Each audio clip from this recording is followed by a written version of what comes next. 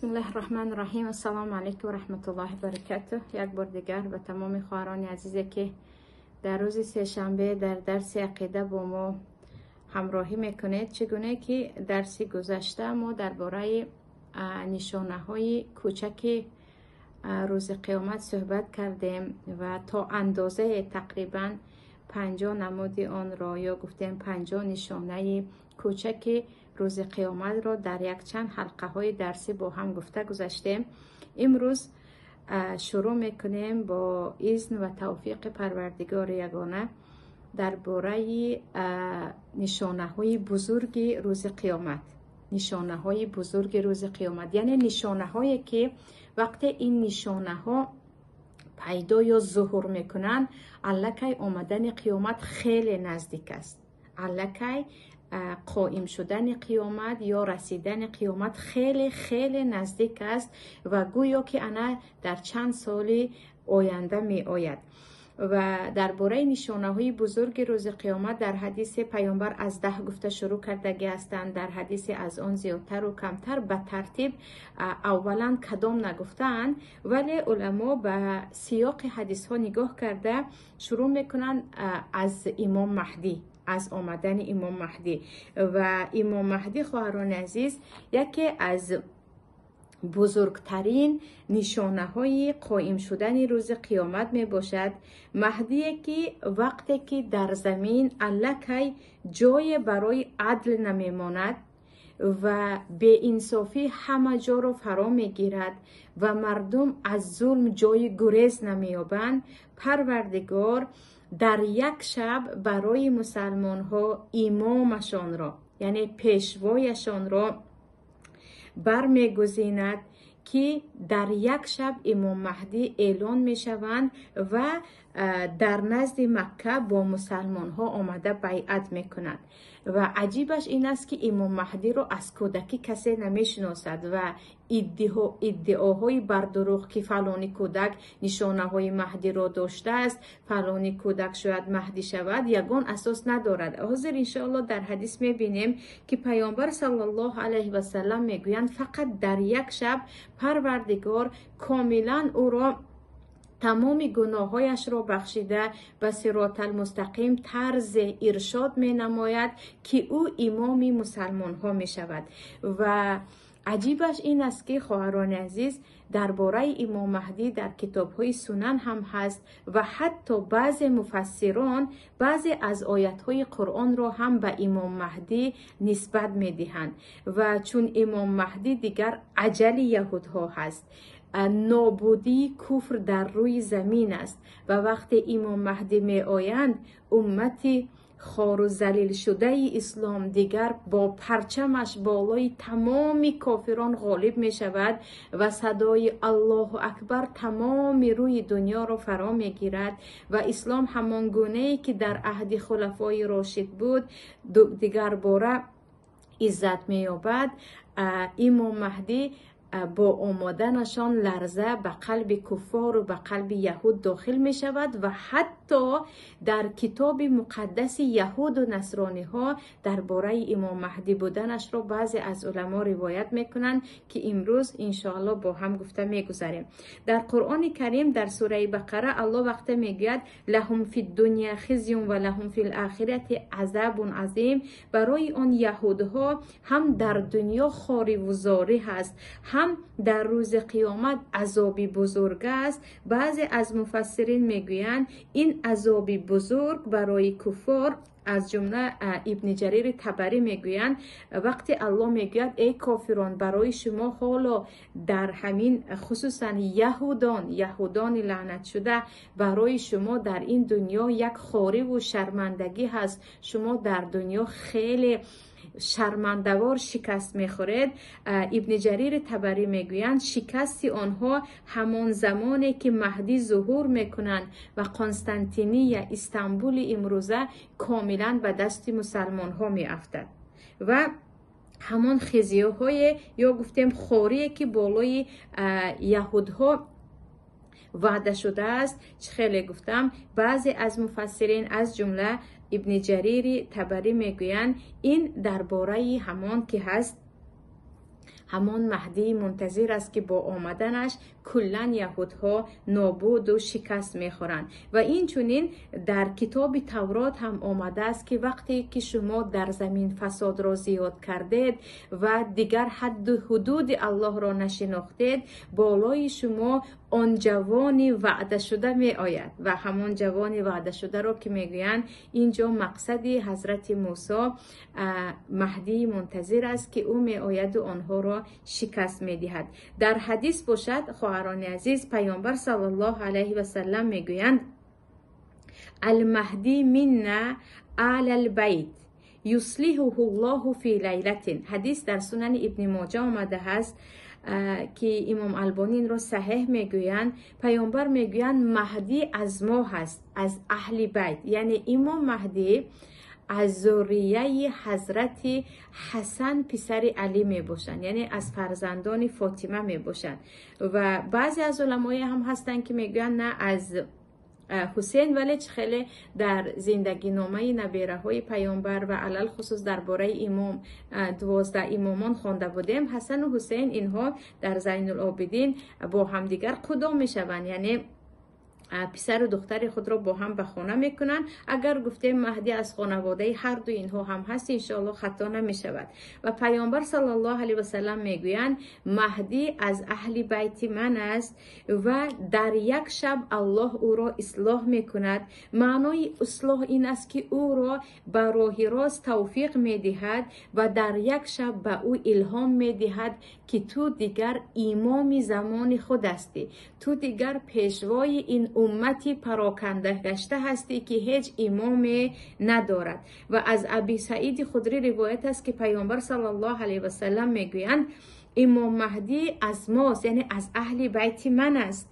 او پیشانی وسیع دارد و بینی کمی تیز در پیش بوده دارد و او نه بلند است نه پس است، هیچ کجی در جسم او نیست. او وقت می آید زمین را پر از عدل می کند، پر از عدل و انصاف، پس از آن که زمین پر از ظلم و جور بود و او 7 سال در روی زمین حکم می راند.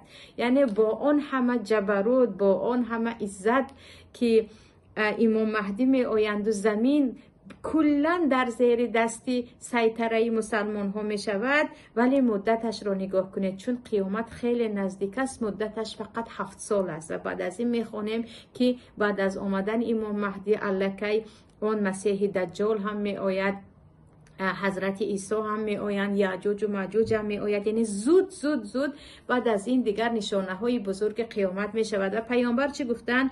و او 7 سال در روی زمین حکمرانی می کند. در حدیث دیگر می گویند در آخر زمان مهدی می آید.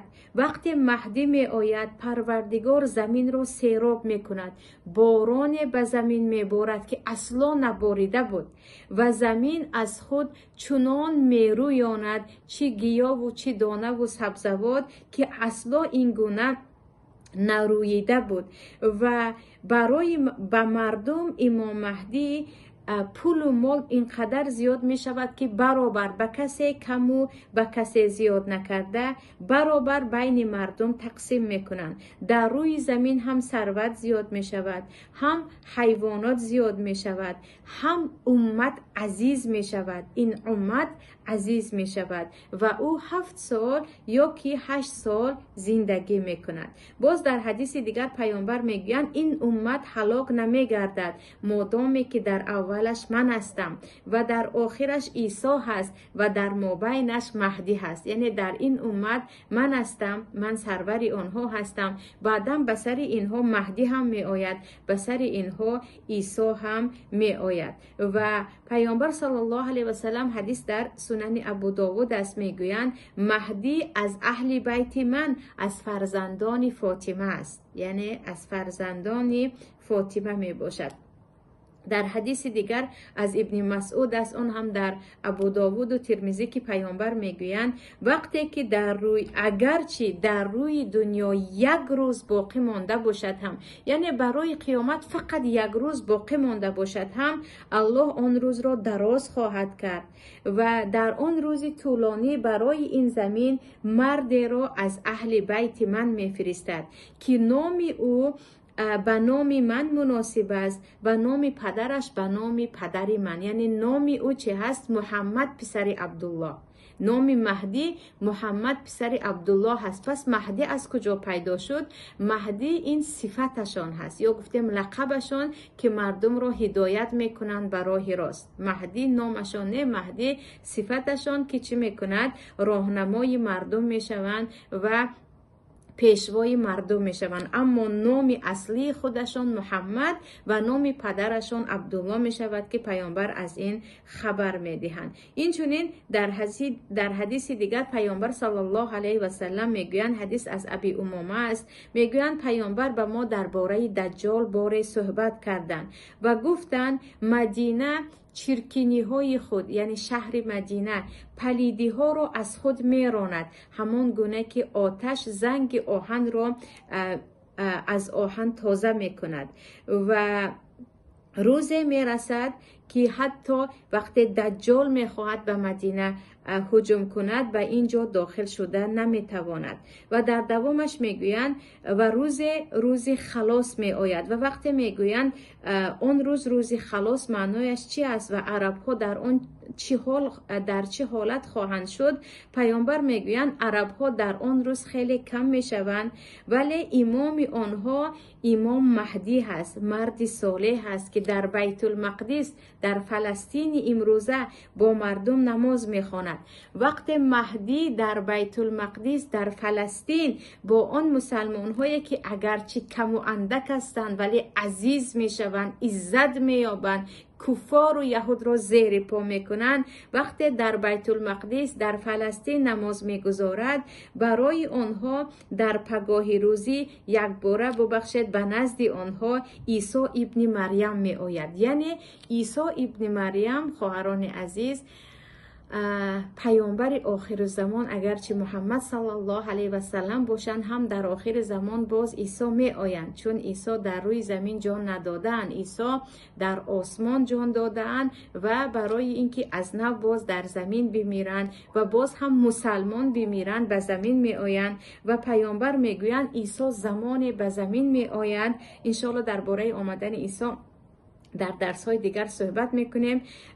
پیامبر میگن وقتی مهدی با مردم در وقت نمازی بامداد بود عیسی می آیند و عیسی را دیده از خاکساری امام مهدی میگن شما به امامی گذارید، که عیسی میگن نه، شما با امام خود نماز گذارید. و این از چی است؟ این از تواضع، از خاکساری پیامبر الله و ولی الله مهدی هست که همدیگر رو میگن شما امام شوید، که این حدیث هم در حاکم آمده است. و پیامبر صلی الله علیه و سلم میگویند زمانی که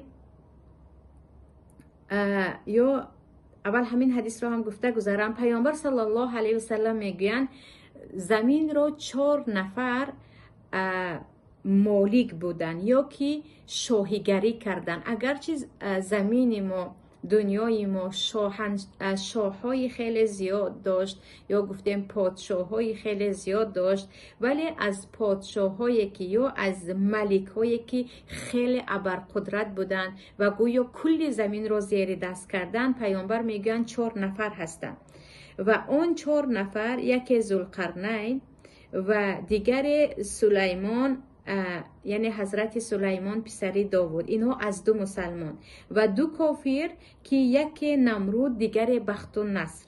نمرود و بختالنصر هم کلی دنیا را زیر دست کرده بود ولی هر 2 کافر بود و زمین را غرق خون کرده بود.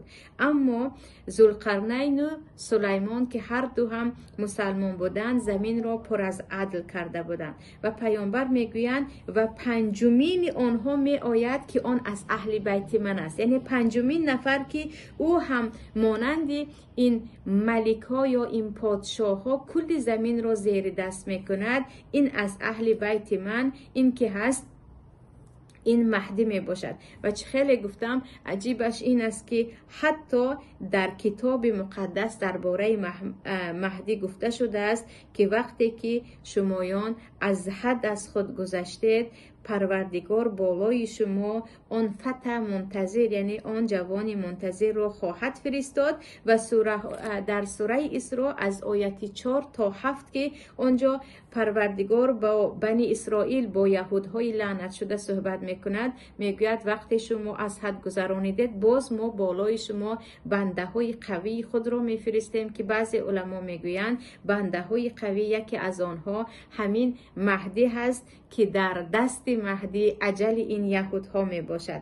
اگرچه خواهران عزیز آمدن مهدی جنت می شود برای مسلمان ها و این امتی که امروز در این احوال من و شما می بینیم، تن به تن، جدا و جدا، مسلمان همیشه عزیز است، مسلمان همیشه بالای هر کافر است، ولی از روی دولت و سیاست می بینیم یگان سیاست قوی در دست مسلمان ها نیست.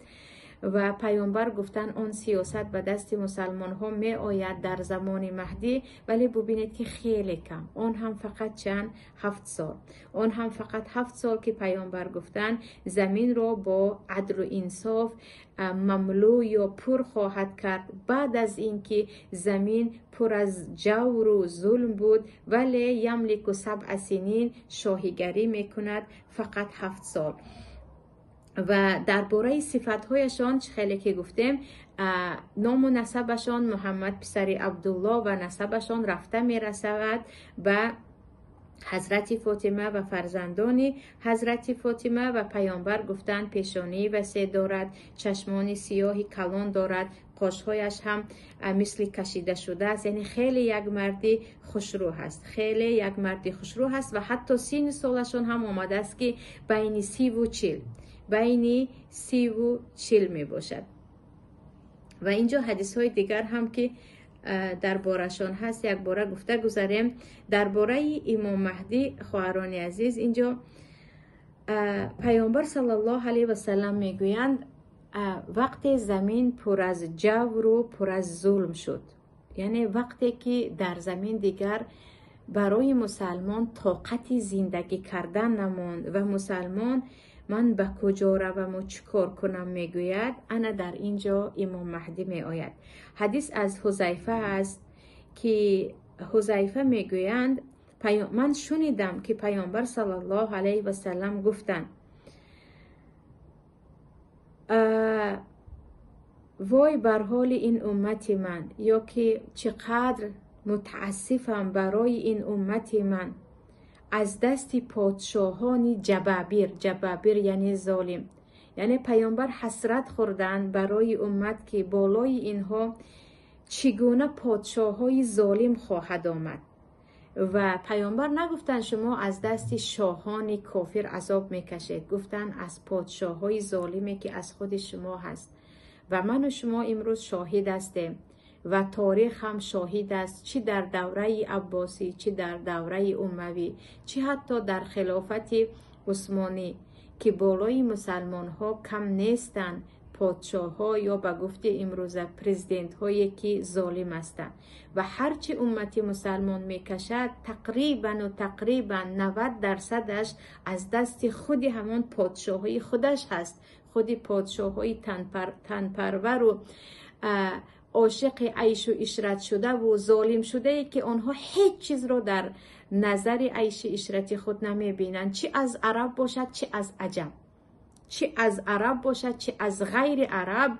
تقریبا شما با میکروسکوپ هم پیدا کرده نمی توانید یک پادشاهی که یک رئیس جمهوری که او رئیس جمهور دولت اسلامی باشد و او همان گونه‌ای که خلفای راشدین از رعیه خود، از زیردستان خود می ترسیدن، این گونه بترسد و او از پی قصر و عیش و عشرت نباشد و او از پی مثل عمر ابن عبدالعزیز در خانه خاکی زندگی کند، اما باز بترسد که خدایا مبادا حق مردم را، حق امتت را من نخورم. و پیامبر صلی الله علیه و سلم ویح گفتند، حسرت خوردند برای این امت که بالای سر این چگونه پادشاه‌های ظالم خواهد آمد که آمد و باز هم آمده ایستاده است و من و شما هم شاهد هستیم. پیامبر گفتند در آن روز آن پادشاه‌های ظالمی که می آیند چقدر می کشند و چقدر می ترسانند تا که آنها اطاعت شود، و اگر آنها را اطاعت نکنید هم شما را می کشند هم شما را می ترسانند. اگر اطاعت کردید در آن وقت رهایتان می کنند. مؤمن در آن وقت چیکار می کند؟ آنها را با زبان گویا که اطاعت میکند، گویا با زبانش با آنها راضی است، اما با قلبش به آنها نفرت میکند، از آنها نفرت میکند و از آنها میگریزد تا دین خود را حمایت کند. اما بدانید اگر الله برای اسلام عزت خواهد، پادشاهان جبار یعنی ظالم و خودپسند و یکرو را در یک لحظه شکست می دهد و او بالای آنها می تواند هر کسی را که یا بالای آنها هر زمانی که می خواهد می تواند قاهر باشد، یعنی آنها را نابود سازد و این امت را اصلاح کند. یعنی پیامبر اگرچه در اول به ما درباره بسرمان آمدن ملوک جبابیر یا پادشاهان بیرحم و ظالم گفتن، در دوامش گفتن ناامید نباشید، الله قادر است در یک لحظه هر ظالم را بشکند، هر ظالم را نابود کند. و در دوامش گفتن حذیفه اگر از دنیا یک روز باقی بماند هم آن روز را خداوند طولانی می کند و بالای این امت مرد صالح را از اهل بیت من پادشاه می سازد که او پس از این همه جور و ظلم روی زمین را با عدل و با انصاف پر می کند. حتی می گویند در دیگر حدیث آمده است که وقتی که مهدی بالای مسلمان ها امام می شود، پادشاه می شود، خزینه ها یا دروازه های ثروت دولت برای همه گشاده می شود و صاحب خزینه ها یا بیت المال مسلمان ها فریاد می زند که کسی می خواهد بیاید و چقدر خواهد از این زر و زیور بگیرد، یعنی مسلمانی گرسنه نمی ماند و حتی چقدر می خواهید شما می توانید از این دولت بگیرید، یعنی بیاید و چقدر خواهید بگیرید. همین گونه پیامبر صلی الله علیه و سلم برای ما از امام مهدی خبر دادند که این امت پس از این همه ذلت و پس از این همه جور و ظلم که خود پیامبر میگویند که این جور و ظلم اساساً از دست پادشاهای خودش هست، خدایا بر سر این مسلمان ها پادشاه عادل آمدنش را نصیب کن. الله کی نمیدانم برای شما چگونه خواهران عزیز، برای من یک خواب خیال است که آیا همین گونه پادشاه را یا یک حاکمی با انصاف را چی در کشور خود چی در دیگر کشورها می دیده باشیم که او بگوید امت، او بگوید مسلمان ها. می بینی پادشاه های دولت را که همه می گویند ملتی من، دولتی من. برای مسلمان ها جای نیست. برای مسلمان ها امروز پناه می دهد همان غرب مسیحی یا همان غرب بدین. پادشاه های خود مسلمان ها باشد هیچ خبری از آنها نیست که از حال یک مسلمان بپرسند. چه خیلی گفتم الله کی نمیدونم خود خواب خیال است که این گونه رو می بینیم یا نه، ولی پیامبر گفتن در آخر زمان این کس می آید، آن هم مهدی هست و مکانش را پیامبر میگویند از مشرق زمین می آید و اگر بالای برف باشد هم دویده وقتی که او ظهور میکند با او شما بیعت کنید. بعضی از علما میگویند مشرق همون خراسان است، یعنی خراسانی که کشور من و شما هست. مقداری از افغانستان، مقداری از ایران، مقداری از ازبکستان، زمین پیشتری خراسان را در خریطه بینید الان جدا شده است. بعضی از علما میگویند مکانش خراسان است، بعضی از علما میگویند نه، از خودی همون عربستان سعودی هست، ولی مکان بیعتش در نزد کعبه می باشد. آیا ما مهدی را میدیده باشیم یا نمیدیده باشیم والله اعلم، ولی آمدن مهدی این نشانه بزرگ قیامت است. پس از 7 سال انشاءالله در درس دیگر میبینید که چگونه در زمان مهدی الکی دجال هم می آید، دیگر بلاهای بزرگ هم می آید و یک باره قیامت قائم می شود. ولی باز هم مسلمان ها باید یک رویه بالای داشته باشند و قامتی بالای داشته باشند که زمین همان گونه که امروز هست همیشه باقی نمیماند. باز هم پیروزی بالای سر مسلمان ها می آید. مسلمان ها همان گونه که امروز به سرپناه و به پیشوا هستند تا آخر نمیمانند. بالای سر مسلمان ها مهدی منتظر، آن جوانی که حتی در کتاب مقدس درباره‌اش صحبت رفته است خواهد آمد و چه خیلی که پیامبر صلی الله علیه و سلم خبر دادن. پس از آن همه جبر و ظلم زمین پر از عدل و انصاف، پر از ثروت، پر از مهر و محبت و حتی پر از نباتات می شود که پیامبر میگویند زمین آن همه گیاهی که نرویانیده بود با آمدن مهدی می رویاند و آسمان آن همه بارانی که به زمین نریخته بود آن همه باران را به زمین می ریزاند. این بود خواهران عزیز درس امروزه ما در درس عقیده درباره امام مهدی.